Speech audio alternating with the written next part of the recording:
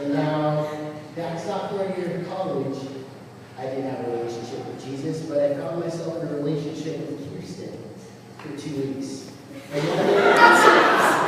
I'm just sitting in class, just minding my own business, thinking everything is going well and swell. And I get this text message and it says, hey, what do you think of us? From Kirsten. And I'm just like, wow, here's my opportunity to show how much I truly care. And so I pulled my heart out, like a man that I am. 3 or 4 text messages, you know, super good, punctuation, smiling faces. And so I sit there, like half hour goes by, hour goes by, then I get a text message in my pants. Then it keeps going on and on. And I'm like, oh no, maybe she really likes me, or this is going south. And so I pulled up my phone, and like the first line that I read is, that's really nice, but I think we're like this. And my heart just sank and it dropped. And she was breaking up with me through text message. And so I leave and I go on the football trip, and I'm just grumpy and I'm just angry. And I played the worst game of my entire life. So I just want you to know that my fiance, at one point in our lives, broke up with me through text message.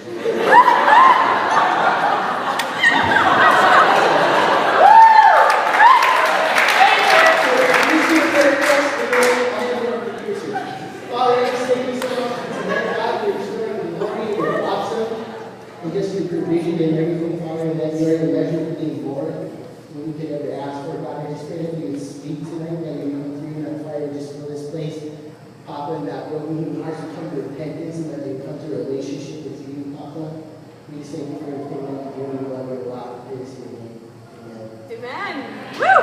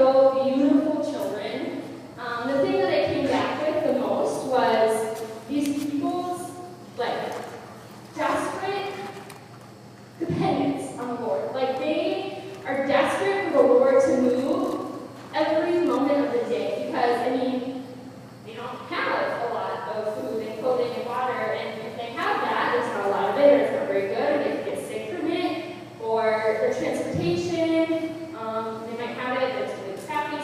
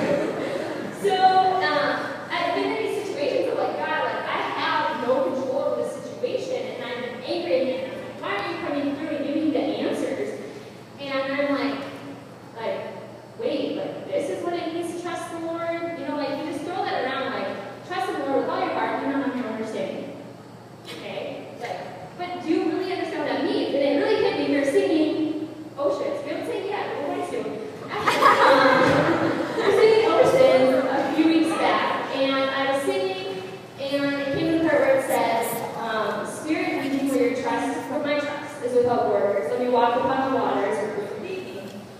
And I'd seen that song a bunch of times before, but all of a sudden I stopped and I was like, do I really want to be singing that? Like, that's a pretty scary thing to ask for. Because as soon as God takes me to that place, I'm angry and I'm upset. I'm like, God, why did you take me here? Like, this is horrible. He's like, you kind of asked for it. And so, I don't know, yeah, he's just really been showing me what it looks like to trust him in good times, like in times of plenty, as well as in hard times when you have nothing else to turn to. When I was thinking about dependence, I don't know, a couple words that come to mind that kind of relate to dependence were faith and trust. Obviously, I kind of mentioned those already. So just a couple definitions. I looked up faith and it said complete trust or confidence in someone or something. Okay, so that's faith. And then trust is reliance on the integrity, strength, ability, surety of a person or thing. And then the second definition was confident expectation of something, hope. And yes, they're pretty obvious, but like we really dig into them. They're pretty beefy. And so then I was like, okay, let's look at trustworthiness. And I really liked this one because it says, a charge or duty imposed in faith or confidence or as a condition of some relationship. And that is my favorite part, a condition of some relationship. So when you think of someone that you trust, think of, I don't know, whoever you trust the most. Usually that is a person that you're pretty close with, or that you know a lot. You've spent time with them, and you've built up trust with them. And that is ultimately, if you're going to understand what it looks like to depend on the Lord, it stems first and foremost out of a relationship. So spending time with him, getting to know him, and I guarantee you he will prove himself faithful because that is his very nature. So he can't be anything else than that. So really it's just if we'll believe it or not. So in order to really understand this, the first and foremost thing is that it stems from that relationship. So spending time with the Lord. So I'll preface it with that. The first question, so why do we need to trust the Lord? Why does it even matter? Well, if any of you have tried to live life on your own, it generally kind of sucks. It's hard. It's really hard. I've tried a few times, and it doesn't usually go really well. So this is kind of the very essence of who we are as people, and really the very essence of the gospel. And that is that at our very core, we are completely inadequate. Completely inadequate. And so the message of the gospel, and I'll read this because it was a quote from an article that I was reading this week. It says, the good news of the gospel comes to us in our complete inadequacy, a message of supernatural grace and transformation for the undeserving. That's how the Christian life starts, and it's how the Christian life is meant to continue, knowing our inadequacy in Christ's total adequacy to forgive, satisfy, lead, help, supply, love, and move mountains. So, at our very core, we're inadequate. So, therefore, that implies that we need someone bigger than us to fulfill that inadequacy. And obviously, I'm implying that that is the Lord. The second reason why, I don't know about you, but I was not around when the world was created. So I don't know all the answers. There's a lot of things I don't know. But God just so happened to be there. In fact, he created it all. So he is not only the creator of everything, but he knows everything. He understands everything. He's bigger than everything. And so, really, he's like up above. Well, he's also here. But you think of him being up above, this is bigger than the world. He sees the bigger picture, right? And we see like this much of it.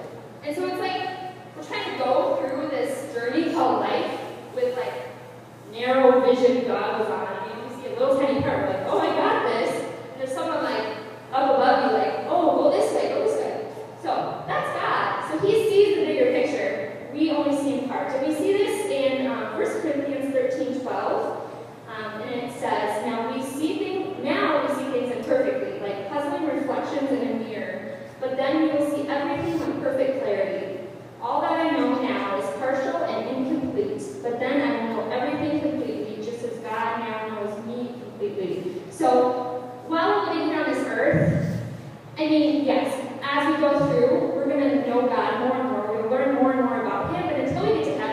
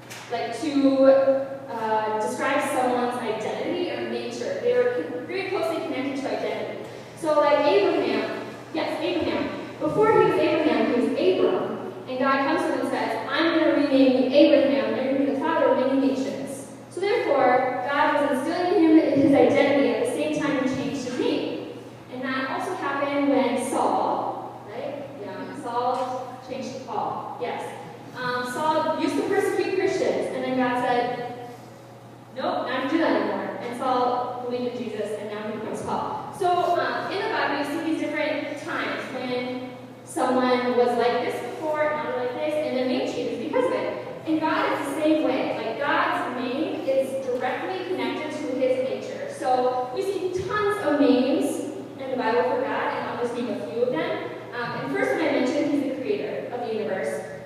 He's the Alpha and the Omega, which means beginning and the end. He's omnipotent, which means all-powerful.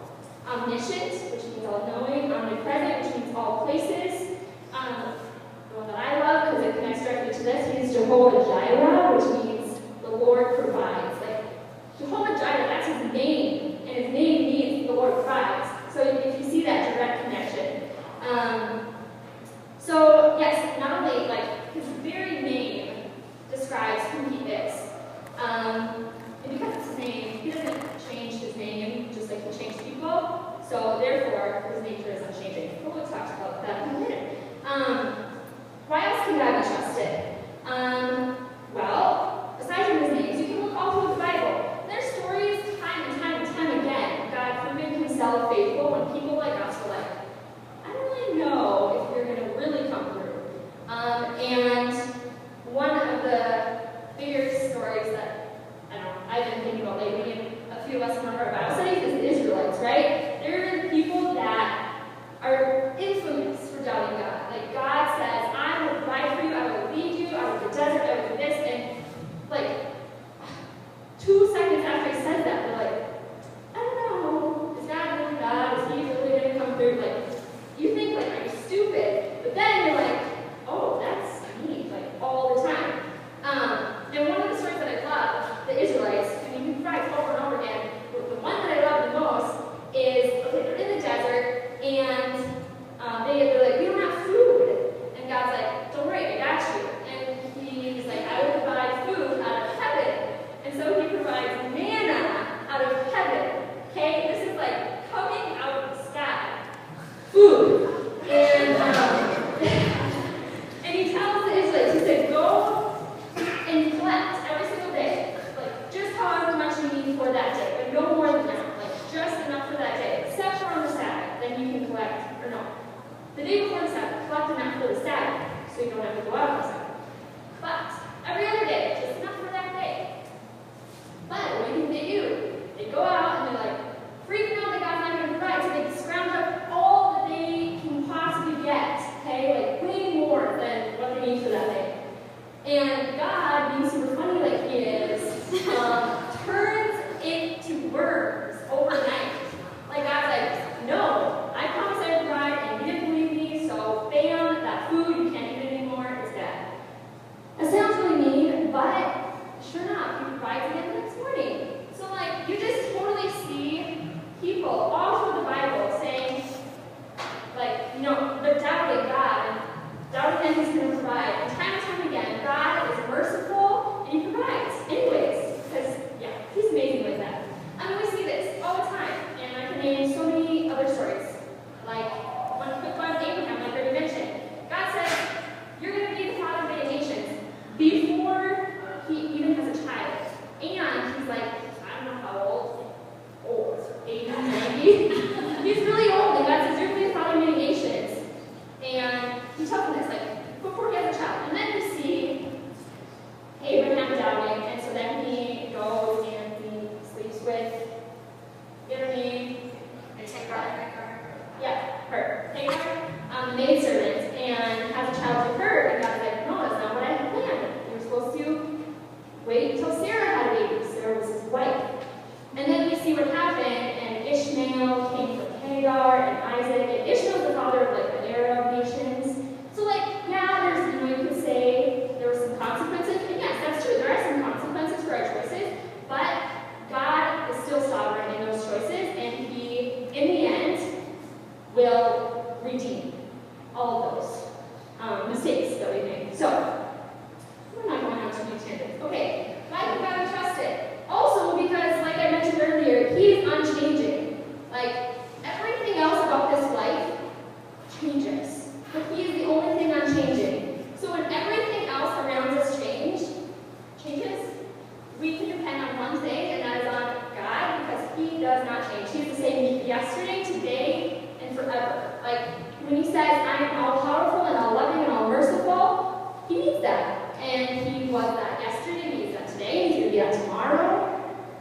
he's never changing. That's why we can trust him. Also, he is our dad. And obviously we know a lot of father relationships in this world have been broken and abused and they don't represent what a true father relationship should. However, in a real father relationship like we have with the Lord, he is good and he wants the very best for us. So not only is he sovereign and in control, but he's doing everything he can to provide the very best for us. In no way is he like, I'm going to give you this, or that you're going to suffer and be miserable and have fun with that. No, he wants the very best. And sometimes what we think is best isn't always what he has, but that's just because we don't know what's best. Funny.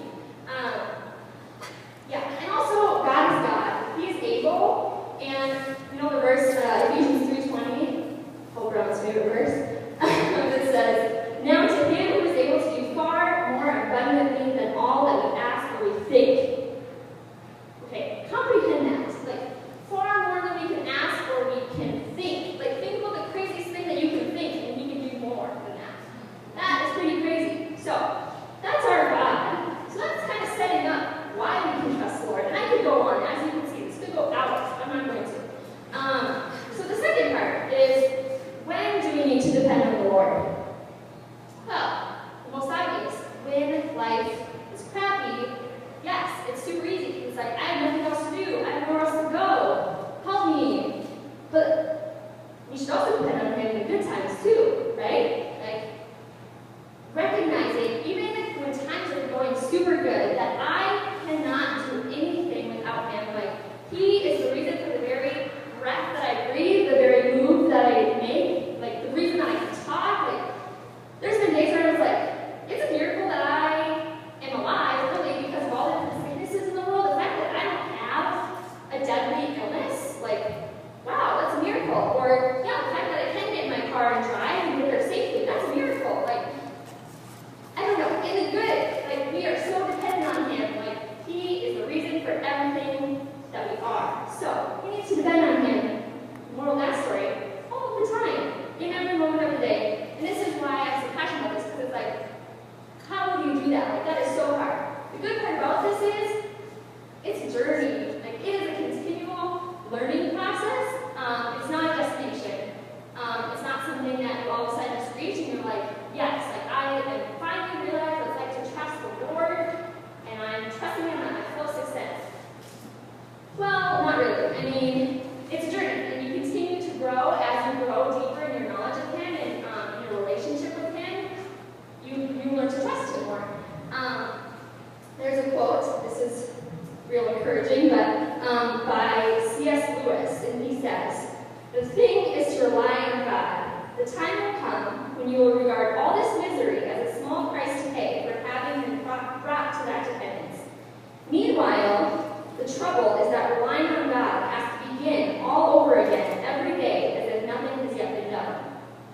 So, I read that and I was like, well, that's great. So just as soon, as one day you're like, yes, I fully depend on the Lord, I'm trusting the Lord, it's basically like you start all over again the next day, which, okay, maybe not going to be that extreme, but you kind of get what he's saying. Like, we're kind of like the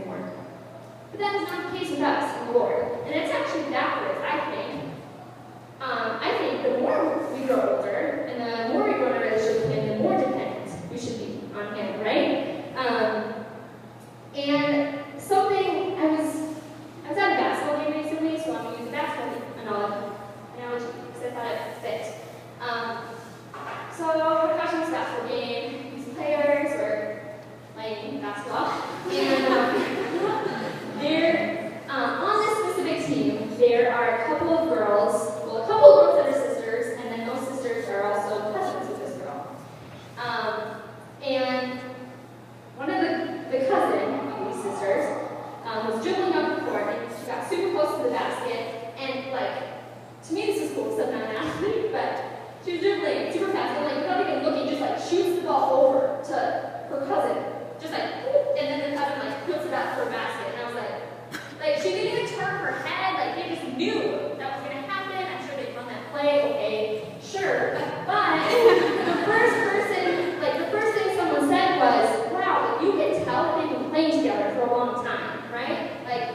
That's basketball players, when you're first starting out, you're oh, it's mine, and I want the ball, and I want all the glory, but as you get older, you play together as a team more, you learn that you kind of have to depend on each other and work as a team, and in that situation, the more time that they had spent together, the more they learned to trust each other, the more they learned to defend each other, so that girl knew when her cousin was dribbling up, she was going to pass it to her, and then they would score a basket. And I think, I'm not on a tangent in comments, but I think that's how it works with the Lord. The more we grow with Him, the more we learn to depend Him, and the more we learn to trust Him every step. I don't know, the more in sync we are with Him, and the more we kind of can see what He's doing in our lives, and even though we may not see the final big picture, we're okay, yeah, I see what He's doing, and I don't know, you're just in this wonderful sync, like a team after they played together for a while. So anyways, I thought that was really cool. Okay, so it's a daily choice, it's a journey, we need to trust Him every moment, okay? Now, how do we depend on the Lord? Well, something that I'm not talking about, but I thought of, was Chelsea's announcement that she just made about fasting. What an awesome way to rely on the Lord, right? In our plenty that we live in, to set aside a day of saying, God, I can put this aside and I'm going to rely on you to fulfill that, what that was taking place in my life. And sometimes it's food, but like Chelsea mentioned, it can be so many other things too, independence. So anyways, that is one way. But the biggest way I think that I was able to come up with is ultimately just through prayer. And kind of like Michelle said, I'm sorry that's kind of the go-to answer, but it is the truth. Prayer, I read something that said prayer is not so much an act as it is an attitude. It's an attitude saying, God, I need you. It's an attitude of dependence. And so I think in times of plenty and in times of little, we can show our dependence on the Lord by just having that constant conversation of prayer and saying, hey God, I'm going to do my test now, please help me out. Or, hey God, I got to my destination safely, thank you. Just showing our dependence in that conversation with Him. And we see this in the Bible too, right? The verse 1 Thessalonians 5:17, it says, rejoice always, pray without ceasing, give thanks in all circumstances. Okay, the second part, pray without ceasing. Whoa, I was thinking on every second of the day, but, it's making a point to, in everything, all the time, in the good and the bad, God's not just our emergency kit that we go to, when times get tough, but, He wants to be our best friend that we go to for everything. Mason, I'm going to tell Him everything that happens in my life, the joys and the excitements and the worries and the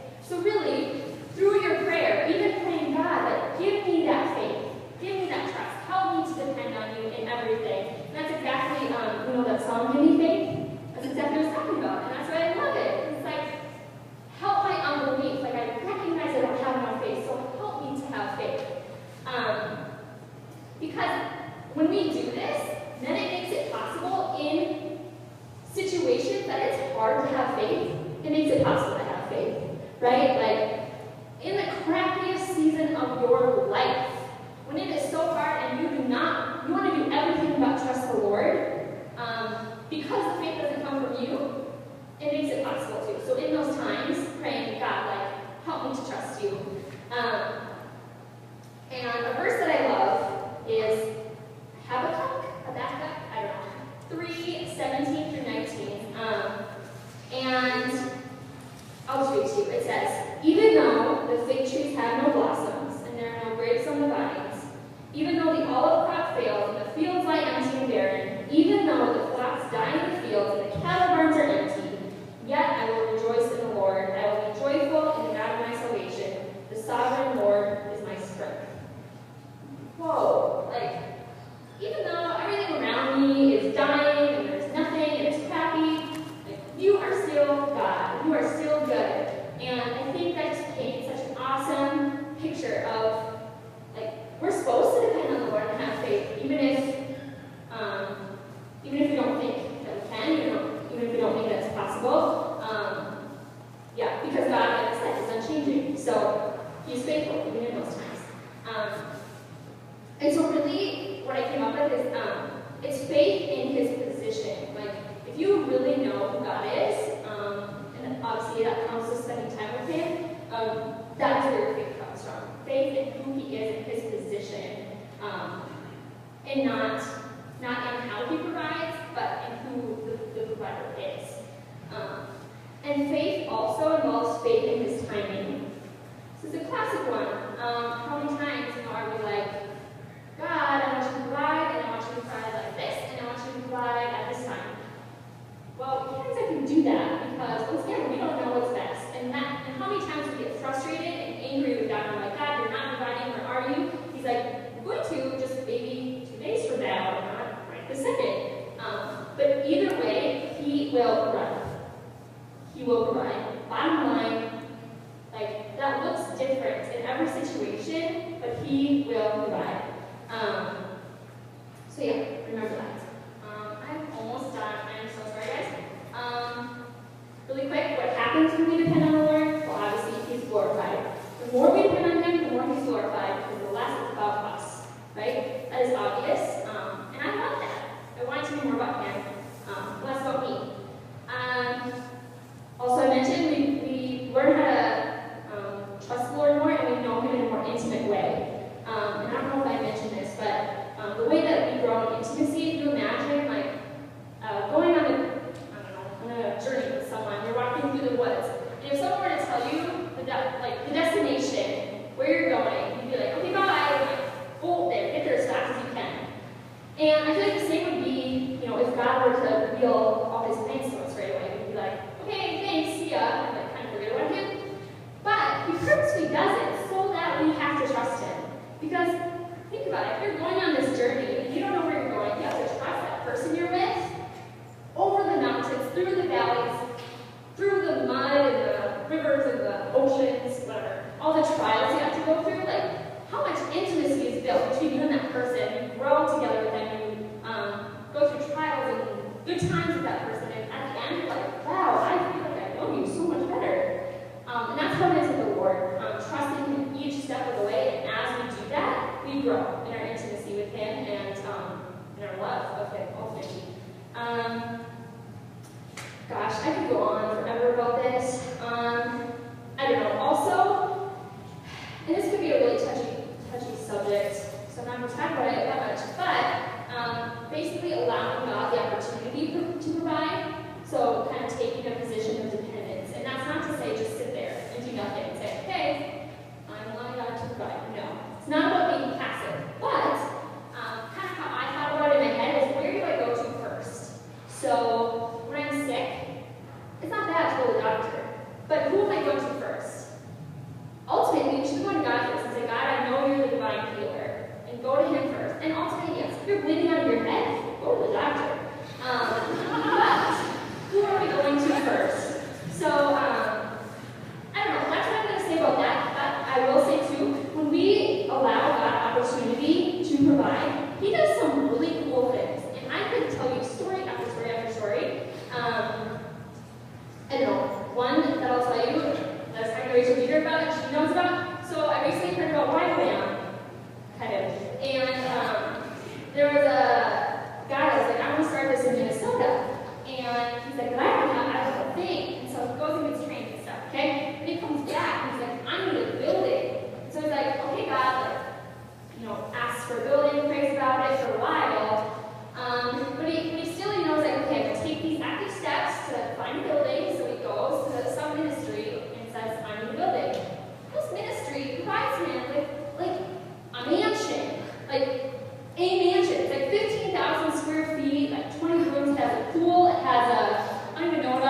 there's pictures online, you can see it, and they pay $1 a year for this place. Like, $1.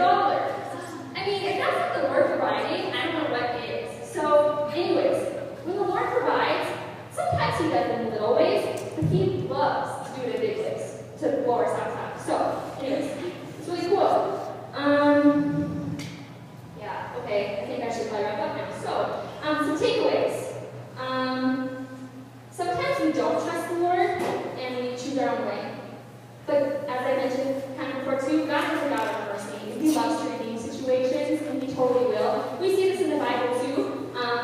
Joseph, right? His brother sold him into slavery. That was a situation meant for evil. God's like, no, I'm going to use it for good. And so He puts Joseph in a position of king over Egypt. And then this big famine comes. And then because Joseph is king of Egypt, God visits him and He helps the people. He even helps his own family, who were the ones that hurt him. And anyways, situation totally meant for evil. God turns it around for good. So God is a God of mercy when we don't trust Him. 2, just spend time with the Lord. Get to know Him. Get to know His heart. He will prove Himself faithful time and time again, I promise you. And as I said, if you just need more evidence, go to the Word. You will find it. 3, cultivate a lifestyle of prayer. Kind of as I talked about, in everything that we do, having that constant conversation with God going, you know, hey God, how's it going? Hey, thanks for the sun today. Hey, thanks for my best friend. You know, whatever it is. Yeah, that will do a wonder in cultivating that dependence. And then 4th and foremost, just remembering God is God. He is trustworthy. He is sovereign. He is Lord of heaven and earth. And He knew you would be in this situation long before you were here, and He made provision for it ahead of time. And one of the most biggest ways He did that was through His Holy Spirit. He said, they're going to fail, they're going to need me, and He provided His Holy Spirit. That is the biggest, most awesome way that the Lord has provided for us. So, moral of the story, you can trust Him, I promise. And yes, and learning to trust Him then in times of little and much. So, I hope that made sense. That is all I have. So I'm going to pray now. Dear Heavenly Father, I just praise You for who You are, God. You are good, and You are big, You're sovereign, You're omnipotent, omniscient, Alpha and Omega. I could just go on, God. I just thank You for who You are. I just declare my dependence on You, God. Every moment of every single day, I need You, God. I desperately need You, God. I thank You, God, for being a God of mercy, that even when we fail, even when we try to depend on ourselves, God, that You don't write us off, but that You are merciful, and that You provide, and You show Yourself faithful time and time again, even in our times of doubt, God.